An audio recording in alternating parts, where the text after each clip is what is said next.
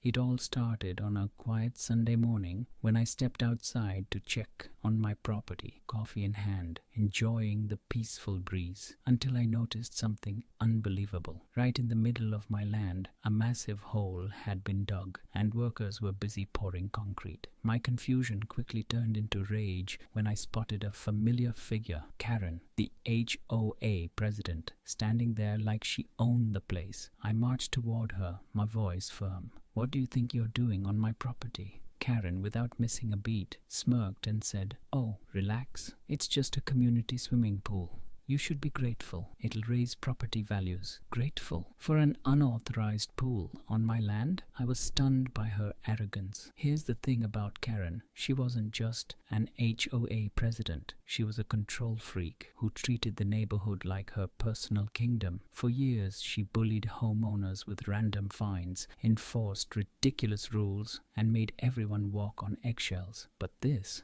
crossed the line. She hadn't just broken the rules, she trampled all over them. I tried reasoning with her. You can't just build on private property without permission. But Karen, in her typical smug tone, waved me off. According to the HOA guidelines, community projects fall under my jurisdiction. Jurisdiction? I owned this land outright. It wasn't her playground. That's when I realized if Karen wanted to play dirty, I was ready to play smarter. I decided to document everything. Over the next few days, I took photos, gathered witness statements, and even recorded conversations with the construction crew, who, by the way, admitted that Karen had authorized the project without showing any legal paperwork. But Karen, true to form, thought she was untouchable. A few days later, I received a notice from the HOA in my mailbox. You'd think it was an apology. Nope. It was a bill. Karen had the audacity to demand that I pay for the construction costs. She wanted $15,000 for pool maintenance fees on my own property. That was the last straw. I wasn't just going to stop her, I was going to make sure she paid for everything. So I did what any rational person would do. I called my lawyer, and that's when the real game began. The lawyer confirmed what I already knew. Karen was way out of line. Not only was she trespassing, but she had also committed property damage, theft of land use, and possibly fraud by misusing HOA funds. But I needed something stronger, concrete evidence that would take her down for good. So I dug deeper. I filed a request for the HOA's financial records under the Freedom of Information Act. After weeks of pushing, the truth surfaced. Karen had been embezzling HOA funds for years, using them to fund her personal projects, including that unauthorized pool. Jackpot. With everything in place, I made my next move, a formal legal complaint. But I didn't stop there.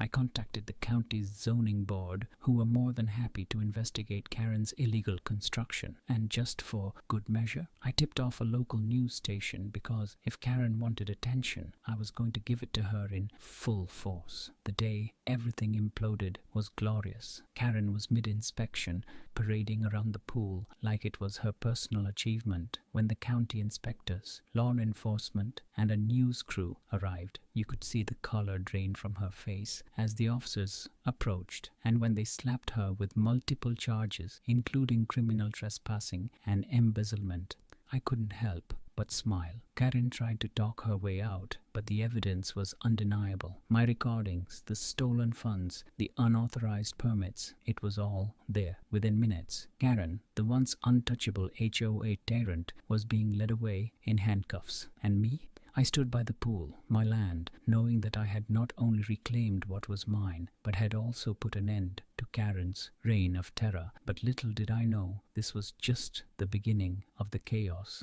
to come. After Karen's dramatic arrest, you'd think the nightmare was over, but with someone like her, it was never that simple. The news of her arrest spread like wildfire across the neighborhood. For most residents, it felt like justice. Finally, someone had stood up to the tyrant who had controlled their lives for far too long. But for me, it was just the beginning of a new battle. A week after her arrest, I received an anonymous letter in my mailbox. At first, I thought it was was another HOA notice, maybe some final desperate attempt from Karen's loyalists. But when I opened it, the message sent a chill down my spine. Enjoy your little victory. This isn't over. I knew immediately this had Karen's fingerprints all over it. Even behind bars, she wasn't done playing her twisted games. I wasn't going to let her intimidate me. If she wanted a war, I was prepared to win again. I started keeping a close eye on everything happening in the neighborhood. Sure enough, strange things began to happen. The lights in front of my property were mysteriously cut. One night, a broken window appeared in my garage without any sign of forced entry. And the most chilling thing, someone had left a HOA violation notice on my door, signed by Karen. But here's the thing, Karen was no longer HOA president. After her arrest, the board had dissolved her position and called for a new election. So either Karen was orchestrating this from the outside, or someone in the community was still loyal to her. I needed to find out who was behind these games. So I did what any rational person would do. I installed hidden cameras around my property. If anyone tried to mess with me again, I would catch them red-handed. And sure enough, just 3 nights later, I got my proof. At 2:34 a.m., my motion-activated camera caught a figure sneaking onto my property. But it wasn't Karen. She was still facing legal trouble. No, this was someone worse. Karen's best friend, Linda. Linda had always been Karen's shadow, blindly following her orders, and now she was trying to finish what Karen started. The next morning, I decided it was time to turn the tables. Again, instead of confronting Linda directly, I filed a police report and handed over the footage. Within 24 hours, Linda was slapped with a trespassing charge, and trust me, the community was watching. But here's where it got even more interesting. During the investigation, police discovered that Linda had been the one managing Karen's secret HOA fund, which explained how Karen had financed that unauthorized swimming pool without official approval. This wasn't just harassment, this was a criminal conspiracy. I knew I couldn't stop here. If I wanted to end Karen's influence once and for all, I needed to destroy the system she built. So I took my case straight to the county commissioner. Armed with financial records, video evidence, and witness testimonies, I made a compelling argument. Disband the HOA, and guess what? It worked. The county officially dissolved the HOA, stripping Karen of any power she had left. My property and the rest of the neighborhood was finally free from her reign. But I didn't stop there. With the HOA gone, I wanted to make sure Karen and Linda could never pull this again, anywhere. So I sued them both for property damage, emotional distress, and harassment. The court wasn't lenient. Karen was hit with a $50,000 fine, and Linda was ordered to perform community service in the same neighborhood where they had tried to play their dirty games. And just when I thought the dust had settled, something unexpected happened. Several neighbors, people Karen had bullied for years,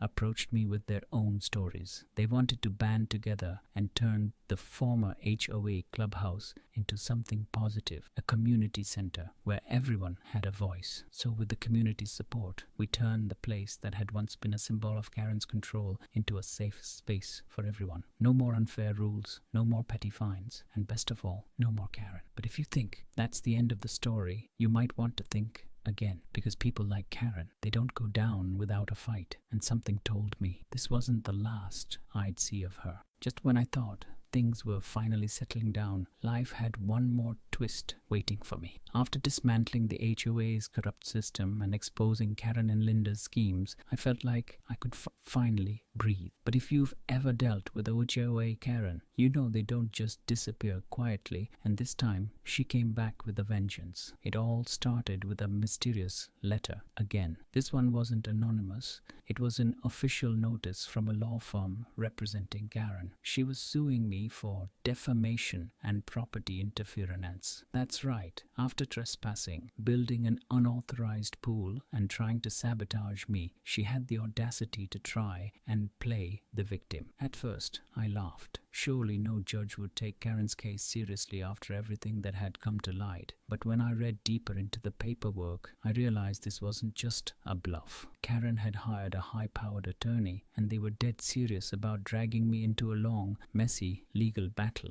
I knew I couldn't afford to take this lightly, so I did what any reasonable person would do I hired the best lawyer I could find. Thankfully, my legal team was already familiar with the evidence I had collected, including the security footage, financial records, and witness testimonies. But here's where things got really interesting. As my lawyer dug deeper, we uncovered something bigger than I ever expected. Karen's swimming pool stunt wasn't just a case of petty revenge, it was part of a larger scam. My lawyer found records of fraudulent contracts she had issued while serving as HOA president. She had been funneling HOA funds into private accounts using fake invoices for landscaping projects that never happened. And that unauthorized swimming pool, it wasn't the first illegal construction project she had pulled off. With new evidence in hand, I decided to go on the offensive. I countersued Karen for fraud, property damage, and malicious prosecution. But the real power move, I exposed her entire operation to the local media. A local news station picked up the story, framing it as a David versus Goliath battle, one homeowners fight against a tyrannical HOA president. And let me tell you, people ate it up. Karen wasn't just losing in court, she was losing in the court of public opinion. The story went viral locally, and soon enough, neighbors who had once been too scared to speak out began coming forward. They shared horror stories of Karen's bullying, fines for leaving holiday decorations up too long, threats over lawn care, and even rumors that she targeted families she didn't like. By the time our case went to trial, Karen's reputation was already in ruins. But if you think she backed down gracefully, oh no, you'd be wrong. During the trial, Karen tried to play the victim card. She painted herself as a dedicated community leader who was simply trying to maintain standards in the neighborhood. But my legal team was prepared. We laid out everything: the trespassing, the harassment, the fraudulent finances, and the illegal pool. When the security footage of Linda sneaking onto my property was played in court, you could feel the tension in the room. And when we showed the financial records proving Karen had embezzled thousands of dollars, her smug facade finally cracked. The judge didn't buy a word of her sob story. Not only did I win my countersuit, but Karen was ordered to pay damages, a whopping $75,000. And to top it off, she was permanently barred from serving on any HOA board again. But here's the twist. Even after losing in court, Karen still refused to let go of her grudge. A week after the verdict, a new mystery emerged. Several neighbors reported weird incidents: car tires slashed, mail tampered with, and property vandalized. Coincidence? I didn't think so. One night, I caught someone on my hidden cameras again. Only this time, it wasn't Linda. It was Karen's son. Turns out, Karen had been pulling strings from the sidelines, using her family to continue her vendetta.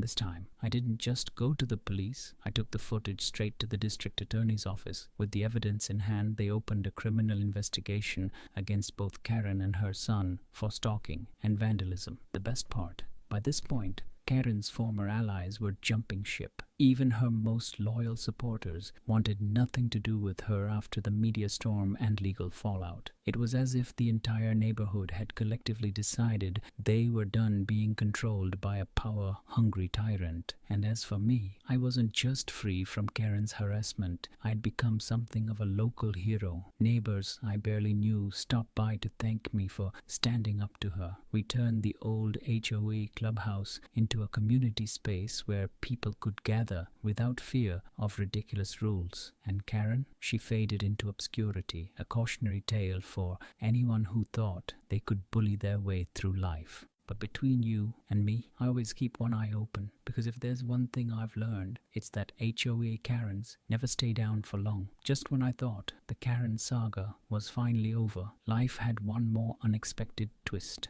waiting for me. After winning the lawsuit, exposing her corruption, and putting an end to her HOA dictatorship, the neighborhood finally began to feel like home again. But Karen, she wasn't the type to walk away quietly. Despite the legal defeat, the public humiliation, and her ban from the HOA, she still found ways to make her presence felt, like a storm that refuses to clear. At first, it was little things. My mailbox mysteriously got knocked over one night. A few days later, someone scattered trash across my lawn. I wanted to believe it was just a coincidence, maybe some rowdy teenagers, but in my gut, I knew it was Karen. Her obsession with control didn't just vanish overnight. And if I'd learned anything by now, it was that a HOA Karen never admits defeat. I started keeping records, every strange occurrence, every petty act of revenge. My lawyer advised me to document everything, just in case she tried to escalate again. But nothing could have prepared me for what she did next. One morning, I woke up to the sound of heavy machinery, the kind you hear on construction sites. I rushed outside, and to my shock, there was a bulldozer on the edge of my property, and who was standing beside it? Karen, with that same smug, self-satisfied look I thought I'd seen the last of. I confronted the workers, demanding to know what was going on. One of them, confused, handed me a work order signed by Karen, stating that the HOA had approved the installation of a new community park. The problem? The park's swimming pool was being dug right on my land. At first, I thought this had to be a mistake. Karen was legally banned from acting on behalf of the HOA. How could she possibly have the authority to approve a new project? But Karen wasn't operating through the HOA this time. She had created a fake community association using forged documents to authorize the construction. I wasn't about to let her bulldoze my property, literally. I immediately called the police and my lawyer, providing them with the forged paperwork and proof of the trespassing. But here's where things got wild. When the officers arrived and questioned the workers, it turned out that Karen had lied to them too. She told them she was legally restoring the land as part of a neighborhood improvement project. As the police began to investigate, I decided to play my own game. If Karen wanted to bend the rules, I was going to break her entire scheme for good. I filed an emergency injunction to stop the construction, but I didn't stop there. I contacted a local investigative journalist who had covered our original case, sharing the new evidence of her forgeries and illegal activities. The story blew up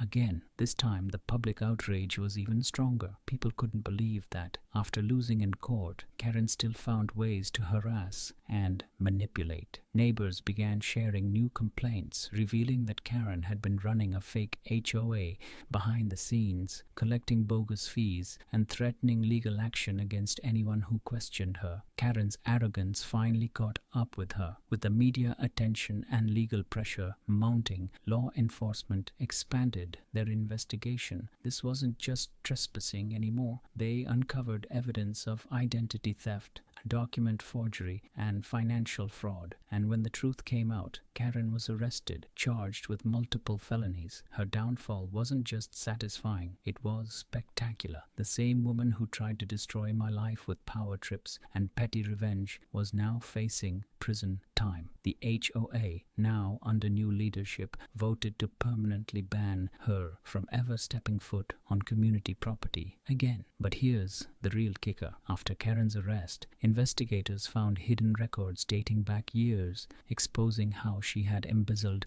thousands of dollars while serving as HOA president. Her obsession with control wasn't just about rules, it was about power and profit. As for me, I didn't just win, I reclaimed my peace. With Karen gone, the neighborhood finally felt like a community again. I even transformed the unfinished pool site into a community garden, a place where people could gather and enjoy life without the shadow of a tyrant looming over them. And the best part, I learned that the best way to beat a HOA Karen isn't just to fight back, it's to outsmart her at every turn. Because when you refuse to be bullied, when you stand your ground, and when you play your own game, there's nothing a Karen can do to stop you. And as I watch the sun set over my peaceful Karen-free field, I know one thing for sure: this is a victory that no one can take away.